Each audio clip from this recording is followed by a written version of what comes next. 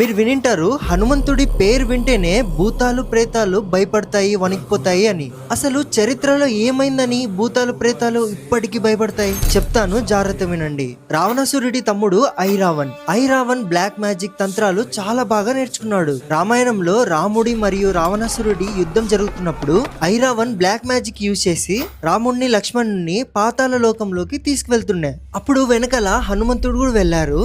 ఐరావణ్ణి హనుమంతుడు ఎంత కొడుతున్నా ఇక్కడ చనిపోతున్నాడు, మళ్ళీ అక్కడ బతుకుతున్నాడు. హనుమంతుడికి అర్థమైతుంది ఇదేదో బ్లాక్ మ్యాజిక్ జరుగుతుంది నాతో అని. అప్పుడు తెలుసుకుంటాడు హనుమంతుడు 5 దిక్కుల్లో ఉన్న దీపాలు ఒకేసారి ఆర్పితే ఐరావణ్ణి చంపచ్చు అని. కానీ 5 దిక్కుల్లో ఉన్న 5 దీపాలు ఒకేసారి ఎలా ఆర్పాలి? అప్పుడే హనుమంతుడు రౌద్ర రూపాన్ని ధరిస్తారు, పంచముఖి హనుమాన్.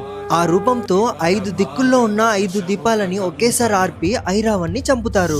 ఆ రూపాన్ని చూసి 3 లోకాలే భయపడిపోతాయి. ఇంకా ప్రేతాలు